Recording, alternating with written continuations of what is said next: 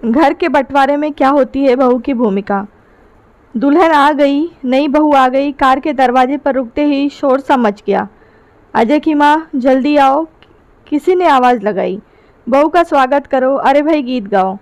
अजय की माँ राधा देवी ने बेटे बहू की अगवानी की। अजय जैसे ही आगे बढ़ने लगा कि घर का दरवाज़ा उसकी बहन रेखा ने रोक लिया। अरे भैया, आज भी क्या ऐसे ही अंदर चले जाओगे? पहले मेरा नेक दो, एक चवन्नी से काम चल जाएगा, अजय ने छेड़ा। भाई बहन की नोक झोंक शुरू हुई। सब औरतें भी रेखा की तरफदारी करती जा रही थीं। केतकी ने धीरे से नज़र उठाकर ससुराल के मकान का जायज़ा लिया। पुराने तरीके का मकान था। केतकी ने देखा, ऊपर की मंजिल पर कोने में खड़ी एक औरत और उसके साथ खड़े दो बच्चे हसरत भरी निगाह से उसको देख रहे थे। आंख मिलते ही बड़ा लड़का मुस्कुरा दिया। वह औरत भी जैसे कुछ कहना चाह रही थी, लेकिन जबरन अपने आप को रोक रखा था। तभी छोटी बच्ची ने कुछ कहा कि वह अपने दोनों बच्चों को लेकर अंदर चली गई। तभी रेखा ने कहा, अरे भाभी, अंदर चलो, भैया को कितनी जल्दी लग रही है, आप उतनी ही देर लगा रही हैं। केतकी अजय के पीछे पीछे घर में प्रवेश कर गई। करीब 15 दिन बीत गए। केतकी ने आते जाते कई बार उस औरत को देखा, जो देखते ही मुस्कुरा देती पर बात नहीं करती थी। कभी केतकी बात करने की कोशिश करती तो वह जल्दी जल्दी हाँ ना में जवाब देकर या हंस कर टाल जाती। केतकी को समझ में न आता कि माजरा क्या है, लेकिन धीरे धीरे टुकड़ों टुकड़ों में उसे जानकारी मिली कि वह औरत उसके पति अजय की चाची हैं, लेकिन जायदाद के झगड़े को लेकर उनमें अब कोई संबंध नहीं है। जायदाद का बंटवारा देखकर केतकी को लगा कि उसके ससुर के हिस्से में एक कमरा ज़्यादा ही है। फिर क्या चाची जी इस कारण शादी में शामिल नहीं हुई, या उसके सास ससुर ने ही उनको शादी में निमंत्रण नहीं दिया? पता नहीं कौन कितना गलत है, उसने सोचा। एक दिन केतकी जब अपनी सास राधा के पास फुर्सत में बैठी थी तो उन्होंने पुरानी बातें बताते हुए कहा, तुम्हें पता है, मैं इसी तरह चाव से एक दिन कमला को अपनी देवरानी नहीं बहू बनाकर लाई थी। मेरी सास तो बिस्तर से ही नहीं उठ सकती थी। वे तो जैसे अपने छोटे बेटे की शादी देखने के लिए ही जिंदा थी। शादी के बाद सिर्फ 1 माह की ही तो निकाल पाई। मैंने सास की तरह ही इसकी देखभाल की, और देखा जाए तो देवर प्रकाश को मैंने अपने बेटे की तरह ही पाला है। तुम्हारे पति अजय और प्रकाश में सिर्फ 7 साल का अंतर है। उसकी पढ़ाई लिखाई, काम धंधा, शादी ब्याह आदि सब कुछ मेरे प्रयासों से ही तो हुआ, फिर बेटे जैसा ही तो हुआ। राधा ने केतकी की ओर समर्थन की आशा से देखते हुए कहा। हाँ बिल्कुल, केतकी ने आगे उत्सुकता दिखाई। वैसे शुरू में तो कमला ने भी उसे सास के बराबर आदर सम्मान दिया, और प्रकाश ने तो कभी मुझे किसी बात का पलट कर जवाब नहीं दिया। वे जैसे अतीत को अपनी आंखों के सामने देखने लगी। लेकिन बुरा हो इन मोहल्ले वालियों का कि किसी का बनता घर किसी से नहीं देखा जाता, और न यह नादान कमला भी उनकी बातों में आकर बंटवारे की मांग कर बैठी। राधा ने मुंह बनाते हुए कहा, क्या बात हुई थी? केतकी उत्सुकता दबा न पाई। इसकी शादी के बाद 3 साल तक तो ठीक ठाक चलता रहा, लेकिन पता नहीं लोगों ने इसके मन में क्या क्या भय भर दिया कि धीरे धीरे इसके घर के कामकाज से हाथ खींचना शुरू कर दिया। हर बात में हमारी उपेक्षा करने लगी। फिर एक दिन प्रकाश ने तुम्हारे ससुर से कहा, भैया मैं सोचता हूँ कि अम्मा और पिताजी तो रहे नहीं, हमें मकान का बंटवारा कर लेना चाहिए, जिससे हम अपनी ज़रूरत के मुताबिक जो रद्दो बदल करवाना चाहें करवा कर अपने अपने तरीके से रह सकते हैं। यह आज मुझे क्या सूझी, तुझे कोई कमी है? प्रकाश को ऊपर से नीचे तक देखते हुए तुम्हारे ससुर ने कहा। नहीं, यह बात नहीं है, लेकिन बंटवारा आज नहीं तो कल होगा ही, होता आया है। अभी कर ले तो आप भी निश्चिंत होकर अजय विजय के लिए कमरे तैयार करवा पाएंगे। मैं अपना गोदाम और दफ्तर भी यहीं बनवाना चाहता हूँ, इसीलिए यदि ढंग से हिस्सा हो जाए तो अच्छा। शायद तू अजय विजय को अपने से अलग मानता है, लेकिन मैं तो नहीं मानता। मैं तो तुम तीनों का बराबर बंटवारा करूँगा और वह भी अभी नहीं। यह आप अन्याय कर रहे हैं भैया। प्रकाश की आंखें भर आई और वह चला गया। बाद में काफ़ी देर तक उनके कमरे से ज़ोर ज़ोर से बहस की आवाज़ें आती रहीं। खैर कुछ दिन बीते और फिर वही बात। अब बात बात में कमला भी कुछ कह देती, कामकाज में भी बराबरी करती। घर में तनाव रहने लगा। बात मर्दों की बैठक से निकलकर औरतों में आ गई। घर में चैन से खाना पीना मुश्किल होने लगा तो मोहल्ले और रिश्ते के 5 बुजुर्गों को बैठकर फैसला करवाने की सोची। प्रकाश कहता कि मुझे आधा हिस्सा दो। हम कहते कि हमने तुम्हें बेटे की तरह पाला है, तुम्हारी पढ़ाई लिखाई शादी ब्याह सभी किया, हम 3 हिस्से करेंगे। लेकिन जब बंटवारा हो गया तो अब इस तरह संबंध न रखने को क्या तुक है? केतकी ने पूछ ही लिया। रोज रोज की किटकिट से मन खट्टा हो गया हमारा, इसीलिए जब बंटवारा हो गया तो हमने तय कर लिया कि उनमें से किसी तरह का संबंध नहीं रखेंगे। राधा ने बात साफ करते हुए कहा, लेकिन शादी ब्याह जन्म मृत्यु में आना जाना भी, अब यह उनकी मर्जी। अच्छा बताओ, तुम्हारी शादी में कामकाज के बाबत पूछना, शामिल होना क्या उनका कर्तव्य नहीं था? लेकिन प्रकाश तो शादी के 3 दिन पहले अपने धंधे के सिलसिले में बाहर चला गया था, जैसे उसके बिना काम ही नहीं चलेगा। राधा ने अपने मन की भड़ास निकाली। आपने उनसे आने को कहा तो होगा ना? अच्छा, राधा ने मुंह बिचकाया। जिसे मैं घर में लाई उसे न्योता देने जाऊंगी। कल विजय की शादी में तुमको न्योता दूंगी, तब तुम आओगी। केतकी को लगा अब पुरानी बातों पर आया गुस्सा कहीं उस पर न निकले। वह धीरे से बोली, मैं चाय का इंतज़ाम करती हूँ। केतकी सोचने लगी कि कभी चाची से बात करके ही वास्तविक बात पता चलेगी। उसने चाची व उनके बच्चों से संपर्क बढ़ाना शुरू किया। जब भी उनको देखती 1-2 मिनट बात कर लेती। एक दिन तो कमला ने कहा कि तुम हमसे बात करती हो, भैया भाभी कहीं नाराज़ हो गए तो? आप भी कैसी बात करती हैं, ये भला क्यों नाराज़ होंगे? केतकी ने हंसते हुए कहा।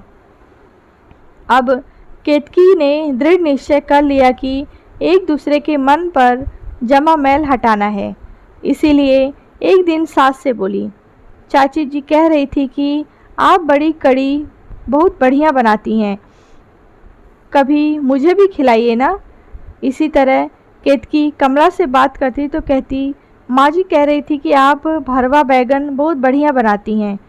कहने की ज़रूरत नहीं कि ये बातें वह किसी और के मुंह से सुनती, पर सास को कहती तो चाची का नाम बताती और चाची से कहती तो सास का नाम बताती। वह जानती थी कि अपनी प्रशंसा किसे अच्छी नहीं लगती। फिर अगर वह अपने दुश्मन के मुंह से हो तो दुश्मनी भी कम हो जाती है। इस तरह बातों के जरिए केतकी एक दूसरे के मन में बैठी गलतफहमी और वह मन्यस्य को दूर करने लगी। एक दिन तो उसको लगा कि उसने गढ़ जीत लिया। हुआ क्या कि केतकी के नाम की चिट्ठी पिंकी लेकर आई और गैलरी से उसने आवाज़ लगाई, भाभी जी। केतकी उस समय रसोई में थी, वहीं से बोली, क्या बात है? आपकी चिट्ठी। केतकी जैसे ही बाहर आने लगी, पिंकी गैलरी से चिट्ठी फेंक कर भाग गई।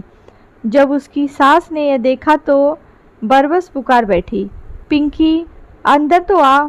तब केतकी को आशा की किरण की नज़र नहीं आई। उसे विश्वास हो गया कि अब दिल्ली दूर नहीं। तभी राधा को बेटी की बातचीत के सिलसिले में पति और बेटी के साथ 1 हफ्ते के लिए बनारस जाना था। केतकी को दिन चढ़े हुए थे, इसीलिए उन्हें चिंता थी कि क्या करें। पहला बच्चा है, घर में कोई बुजुर्ग औरत होनी ही चाहिए। आखिरकार केतकी को सब तरह की हिदायतें देकर वह रवाना हो गई। 3-4 दिन आराम से निकले। एक दिन दोपहर के समय घर में अजय और विजय भी नहीं थे। ऐसे में केतकी परेशान सी कमला के पास आई। उसकी हैरान परेशान हालत देखकर कमला को कुछ खटका हुआ। क्या बात है, ठीक तो हो? पता नहीं, बड़ी बेचैनी हो रही है, सिर घूम रहा है। बड़ी मुश्किल से केतकी बोली। लेट जाओ तुरंत, बिल्कुल आराम से। कहती हुई कमला नीचे पति को बुलाने चली गई। कमला और प्रकाश उसे अस्पताल ले गए और भर्ती करा दिया। फिर अजय के दफ्तर फ़ोन किया। अजय ने आते ही पूछा क्या बात है। वह बदहवास सा हो रहा था। शायद चिंता से रक्तचाप बहुत बढ़ गया था।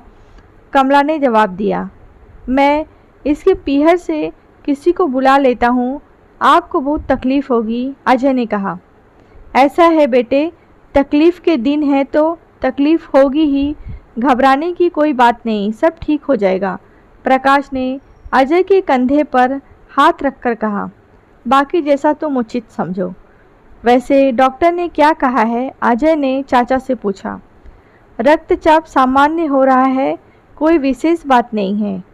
केतकी को 2 दिन अस्पताल में रहना पड़ा, फिर छुट्टी मिल गई, पर डॉक्टर ने आराम करने की सख्त हिदायत दे दी। घर आने पर सारा काम कमला ने संभाल लिया। केतकी इस बीच कमला का व्यवहार देखकर सोच रही थी कि गलती कहाँ है। कमला कभी भी उसके सास ससुर के लिए कोई टिप्पणी नहीं करती थी, लेकिन एक दिन केतकी ने बातों बातों में कमला को उकसा ही दिया। उन्होंने बताया, मैंने बंटवारा कराया, यह सब कहते हैं, लेकिन क्या गलत कराया? माना उम्र वे मेरे सास ससुर के बराबर हैं, इनको पढ़ाया लिखाया भी, लेकिन सास ससुर तो नहीं है ना। यदि ऐसा ही होता तो क्या तुम्हारी शादी में हम इतने बेगाने समझे जाते? फिर यदि मैं लड़ाकी ही होती तो क्या बंटवारे के समय लड़ती नहीं? सब यही कहते हैं कि मैंने तनाव पैदा किया, पर मैंने यह तो नहीं कहा कि संबंध ही तोड़ दो, एक दूसरे के दुश्मन ही बन जाओ। अपने अपने परिवार में हम आराम से रहें, एक दूसरे के काम आएं। लेकिन भैया भाभी तो उस दिन के बाद से आज तक हमसे क्या, इन बच्चों से भी नहीं बोले। यदि वे किसी बात पर अजय से नाराज़ हो जाएं तो क्या विजय की शादी में तुम्हें बुलाएंगे नहीं? ऐसे बेगानों जैसा व्यवहार करेंगे क्या? बस यही फ़र्क होता है और होता आया है। उसी के लिए मैं किसी को दोष नहीं देती। खैर छोड़ो इस बात को, जो होना था हो गया। बस मैं तो यह चाहती हूँ कि दोनों परिवारों में सदा मधुर संबंध बने रहें। माँ जी भी यही कहती हैं, केतकी ने अपनेपन से कहा। सच? कमला ने आश्चर्य प्रकट किया। हाँ, फिर वे हमसे बेगानों जैसा व्यवहार क्यों करती हैं? वे बड़ी हैं ना, अपना बड़प्पन बनाए रखना चाहती हैं। आप जानती ही हैं वे उस दौर की हैं कि टूट जाएंगी पर झुक नहीं सकती। केतकी की बात सुनकर कमला कुछ सोचने लगी। शाम तक राधा, रेखा और दुर्गाचरण आ गए। आकर जब रेखा की केतकी बिस्तर पर पड़ी है तो राधा के हाथ पांव फूल गए। राधा ने सहमे स्वर में पूछा, क्या हो गया? कुछ नहीं, अब तो बिल्कुल ठीक हूँ, पर चाची जी मुझे उठने ही नहीं देती। केतकी ने कहा, ठीक है, तुम आराम करो, अब सब मैं कर लूँगी। राधा ने केतकी की बात अनसुनी करते हुए अपने सफ़र की बातें बतानी शुरू कर दी। तभी कमला ने कहा, आप थक कर आए हैं, शाम का खाना मैं ही बना दूँगी। रोज़ खाना कौन बनाती थी? राधा ने जानना चाहा। चाची जी ने ही सब संभाल रखा था अभी तक तो, अजय ने बताया। अस्पताल में भी यही रही, 1 मिनट भी भाभी जी को अकेला नहीं छोड़ा। विजय ने बात आगे बढ़ाई। तो फिर अब क्या पूछ रही हो? दुर्गाचरण ने राधा की ओर सहमति की मुद्रा में देखते हुए कहा, हाँ, और क्या? हम क्या पराए हैं जो अब हमको खाना नहीं खिलाओगी? राधा ने कमला की ओर देखकर कहा। जी अच्छा। कमला जाने लगी। दुर्गाचरण और राधा ने एक दूसरे की ओर देखा। फिर दुर्गाचरण ने कहा, अपना आखिर अपना ही होता है, हम यह बात भूल गए थे। तभी कमला कुछ पूछने आई तो राधा ने कहा, हमें माफ़ करना बहू। छी भाभी जी, आप बड़ी हैं, कैसी बात करती हैं? यह सही कह रही है बहू, बड़े भी कभी कभी गलती करते हैं। दुर्गाचरण बोले तो केतकी के होठों पर मुस्कान खिल उठी। कहानी आपको कैसी लगी है कमेंट बॉक्स में बताएं। कहानी अच्छी लगी हो तो लाइक करें, शेयर करें।